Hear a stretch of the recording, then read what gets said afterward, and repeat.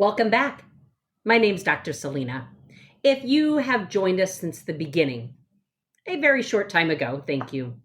I was describing for someone recently that I felt like I'm just beginning to get my podcast legs, kind of like sea legs, under me. Anyone who takes on a new challenge, venture, learning opportunity, you know what that is like. Even though this is what I do research, think, talk, listen about life and organizations and how we navigate that. This is definitely a new format to do that in. If you are new, welcome. This podcast is all things about the changing organization and how we navigate it, how we manage through this life of work as an individual, as a team, as an organization that wants to stay viable, profitable, or at least meeting our operating expenses, mission fulfilled, goal obtaining organization with and through our people. If you think about it, we spend most of our lives in and around and dependent on organizations, how we do this work together. We are likely born in, educated by, earn a living through, and cared for by a range of entities throughout our life. Groups, teams, some form of organization, of human effort has always been required. While accomplishing our goals through groups of people has always been around, so has our topic for today: power, how we influence. How we influence that group work, how we influence those resources in order to accomplish that goal. There are numerous ways to look at power, a wide range of situations and contexts individually, through our communities, as a society, and as a world. Experts out there about how power is formed, shaped, and expressed have many things to teach us about society and systems, and yet today, for our purpose, we'll look specifically within the workplace. For us today, it is the ability to influence resources in organizations that I want to focus on. Power is how you move resources, how you influence people and processes. There are many ways you can consider where power comes from in the workplace. Without a doubt, a lot comes from the relationship to the organization. In employment, there is an inherent amount of power a company has when they employ people. It is why, in many ways, we talk about employees being vulnerable populations, because decisions made in companies every day have the power to impact people, their livelihoods, our communities. We see that as companies make decisions about expansion, contraction, partnership, purchasing, location, investment, divestment, there is a tremendous impact on individuals and beyond. There is power from outside of you influencing you. That may be in decision making and how resources regarding employment take shape. It might be because you're given a title or a certain amount of responsibility. We do have to pay attention, engage in dialogue within our societies, governments, and the world to determine best ways to regulate, support, grow economies, and give access to resources. However, where I want to focus is in-house, in the organization, on your team, in your department, on your shift, at your location. I believe there's something about becoming more aware of power distribution, the context, the role, the methods that help us determine our next steps on how to interact with it. In the workplace, one view of power is that it is granted from outside of you to you. This can come in that form of position, decision-making authority about how to distribute resources. Yeah, what about the inside out? Your ability to generate power from within you, the choices you make, what you do, and decide as a result of your relationship to your work, to your team, to your organizations.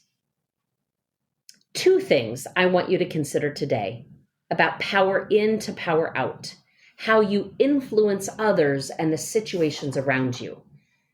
We could spend many episodes working through this topic, and we likely will.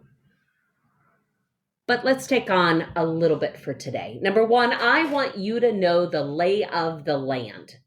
The lay of the land. If you were to draw a topographical map, what would that look like? By definition, this phrase refers to a general state or situation that you are in and knowing what it means. It doesn't mean that it's good for you or bad for you. That's something we'll apply later. It's that you know and then can make a decision, your best decision about how you interact with it, what you need to do to navigate it successfully, whatever that means for you. It may mean right now staying employed in order to earn a living and take care of your responsibilities. It might mean representing what is best for your team and advocating for them. It might mean for you right now, it's seeking growth and opportunity and pursuing a goal. To do this successfully, to do any of those successfully, you need to know where power or influence sits, where it resides on your map. You need to be able to read that map. And in organizations, power doesn't always have a title. It's always been about influence, knowing who, how, and what power in your organization stands for. You also need to read the timing and opportunity. Is this the right time and the right audience to make this request, offer an idea, or share an improvement? Not every moment is the right time to pursue an interest, an idea, or an ask.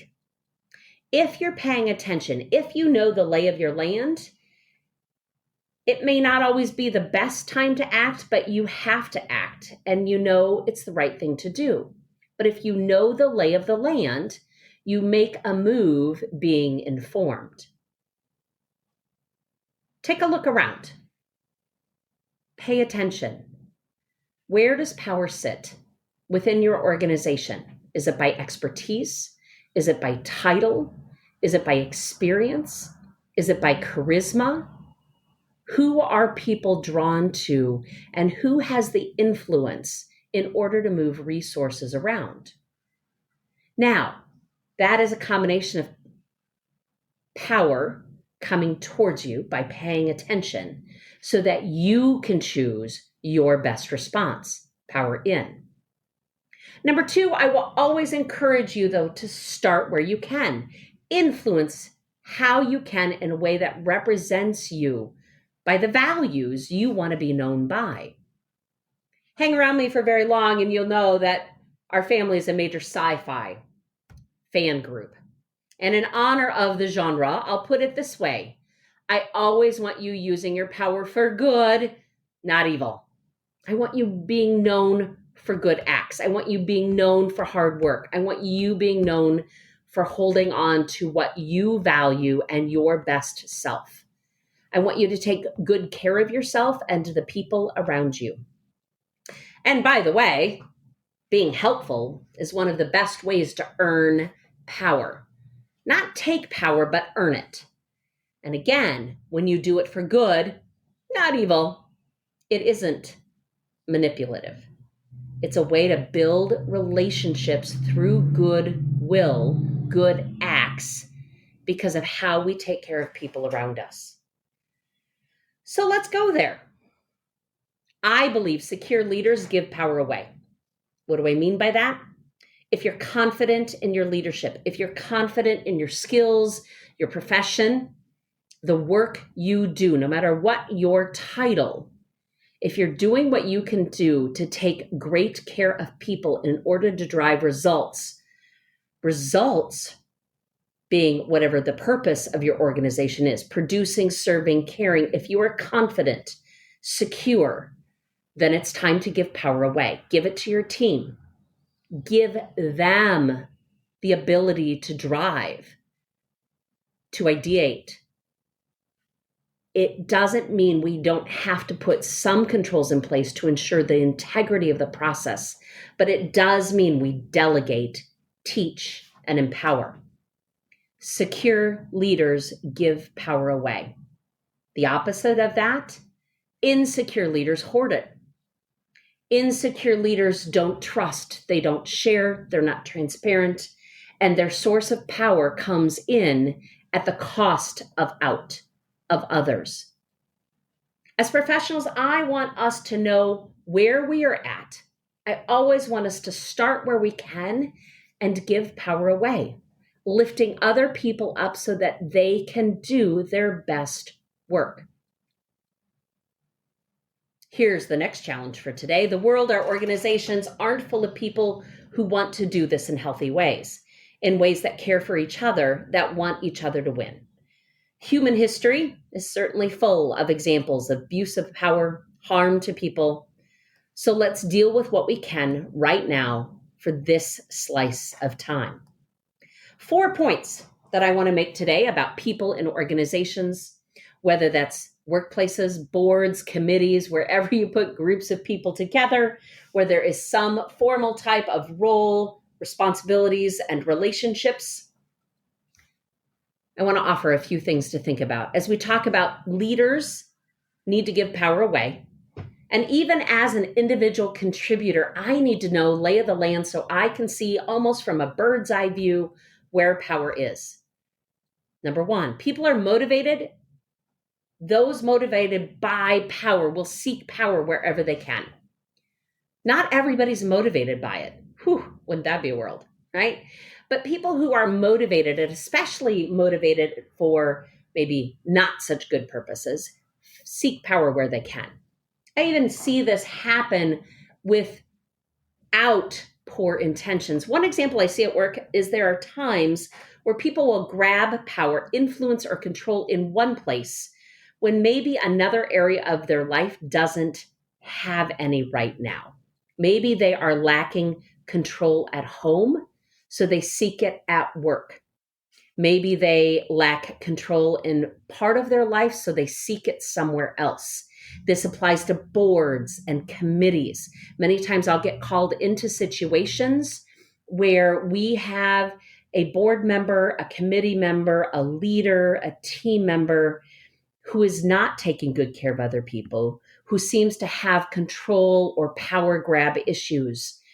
And often they come across as controlling and manipulative, and yet it's really about some sense that they are trying to get a hold of it because maybe it doesn't exist somewhere else. So what can we do? We can pay attention to motivations. It may be a sense of control or their need for owning something. And it's only those who are motivated to do it, to control something, maybe in a way, because they feel out of control in something else. So not only I want you to know the lay of your land and know where that power resides and choose to use your influence for good, not evil, but I want you to pay attention to how others use it as well. How might they choose to wield their influence? Because when you pay attention to that, you get to choose your response then over reaction. Next one, perception matters. I want to talk about threatened power for just a moment. Perception is how people filter information presented to them and make sense of it. Making sense of it comes from and through many things: experience, knowledge, emotion, and more. At work, it can be as simple as this. If you are friends with someone, and this applies, by the way, to other relationships, if you're related to them or in a relationship with them, and you are seen talking to them at work, others may assume you're socializing and not talking about a project or some type of work that you're engaged in. I run into this with people who are in leadership roles who maybe have friendships that have stayed with them during different leadership moves, or how people just perceive relationships and what that conversation or that action or that motive might be. When people who value power feel that that power is threatened, you need to be ready. Again, reading the lay of the land helps this, but you have to pay much attention. You have to be confident in who you are, what you stand for, and you have to decide how much you care about what others think. For me, there has been an amazing lesson of letting go of what other people think as I celebrated my 50th birthday this past year in the midst of a pandemic. But that also comes from a privileged perspective, especially now in my career with some experience, an extensive network, more stability than I've ever had. However, that wasn't always the case. When people feel threatened, maybe not intentionally or consciously, but when that experience or that expertise or whatever they were controlling was important to them and it's changed, a decision is made, reorganization happens, whatever that is, if it's threatened, they will respond. So, being seasoned in my own work, having done this now for a long time, let me share with you a simple example from early in my career that I learned the lesson of perception and power. This should not have been a big deal, but what I learned was that it truly mattered when navigating power at work and perception. When I was in my late 20s, I had moved up in an organization pretty quickly. I had a strong mentor, opportunity, and I was in a place in life where I could put a lot of dedication and time into my work. Well, that wasn't so well received by several other more experienced people on my team. And in subtle and non subtle ways, they let me know it. One day, early into my new promotion, I walked into our shared administrative assistant's office and looked up on the wall. There were mailboxes hung up with each team member's names noted. Our very caring and attentive administrative assistant saw me looking up and said, "I put your name up there where there was an empty spot." I looked, and my first thought was the right one. This is not going to go over well. Being new on my job and not sure how to speak up at that point, I said nothing. See, my new mailbox was second from the top, underneath my senior vice president's and higher than anybody else's on the team. It should not have mattered. In fact, if I was honest about it, it was too high for me to reach, actually. At 5'2", I should have had the lowest one. And since my boss was shorter than I was, this lineup was not logical. However, power, organizational politics, and perception are not often logical. Yet I knew the perception of being right under the vice president might come back to bite me, and it did. And it did not take long.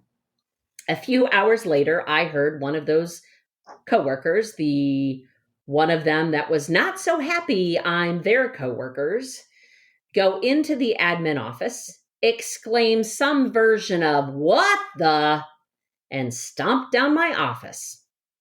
She came into my office and proceeded for whatever it felt like a very long time to ream me out about who I thought I was, what I thought I was doing, and I had better listen to those who had been around a lot longer than I have. She never said the word mailbox once. I learned a very valuable lesson that day. Know your gut, speak up and influence others humbly and positively.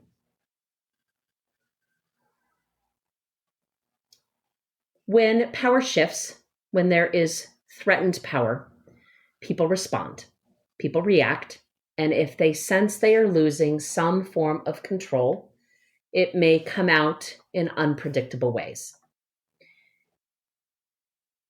Threatened expertise also shows up as this.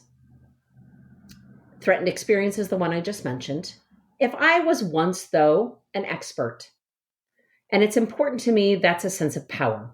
When circumstances change, my power shifts. For example, if you get really good at something at work, a computer system, you have some expert knowledge in your field and what you do. Often I see this happen with computer software. If I've been working in a specific computer system for a long time, I know it. I know the workarounds. I know how to skip through screens. I know what fields I can do what to. Even if it's outdated, I'm still quicker. I still know things, and I can teach others if I want to. Think about somebody on your team who has that sense of expertise, and it's important to them. They know things. If you shift that, if there's some sort of software update or systems change that now shifts me from an expert to a novice, I may feel threatened. Again, it's not everybody, but if it's important to me and the power shifts, I now feel in unsteady or in uncertain territory. You may see this in yourself or others. You might see someone holding on, even clinging to something because they don't want to change. This resistance is still resistance, but you can help them through it, to learn it and to encourage them that you're learning it together, or that their experience or their expertise still matters, even if we're shifting it in a new direction. This could also go with hoarding information, those who control the information because it makes them feel more valuable. Wowza. I think we'll take that one on in a separate episode since there's a lot we can unpack with that one alone. Stay tuned for a future episode on that. Threatened experience, threatened expertise. One thing we also know is that when you shift somebody's perks or space, can be another type of ways we see how power moves. People may enjoy power through space or where their office is or where they're positioned in a building. Now, this did change some before COVID. Before COVID, this was really clear. Move someone from an office to a cubicle and you could vividly feel the shift. Take away a perk that gave them an edge, something different that they were valued for. If that sense of privilege through power was important to them, others may feel the ripple effect.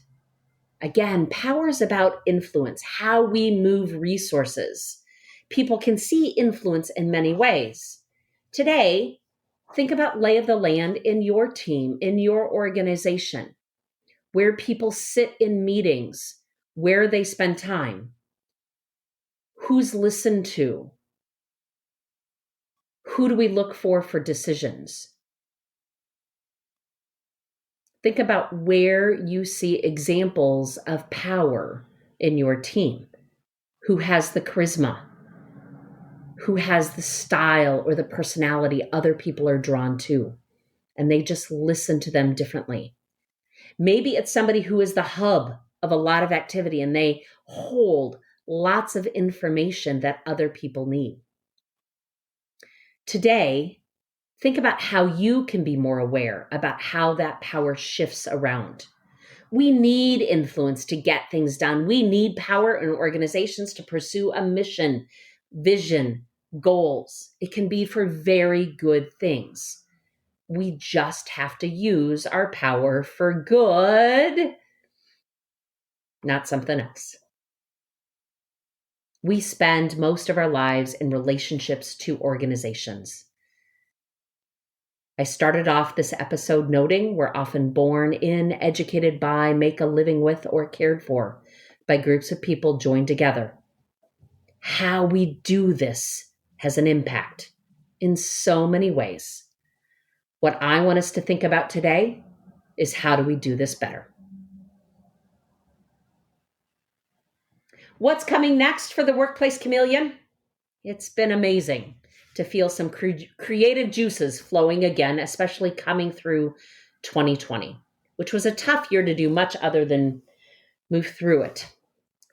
Some podcasts in this series are me. Some podcasts are with a co-host.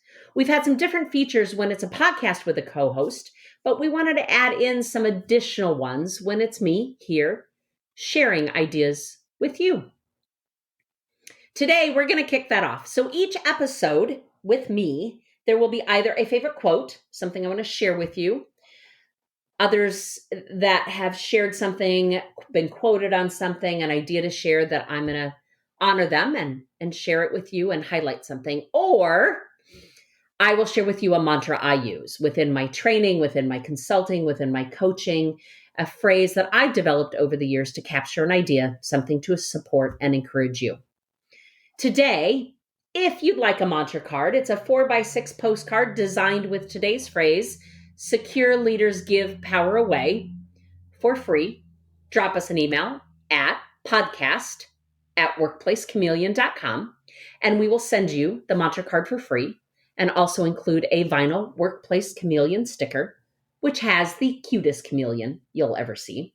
Again, email us at podcast@workplacechameleon.com with your postal address, and we'll mail one out. We will continue to do this again in the future with other mantra cards, other ways to encourage and motivate you to be your very best.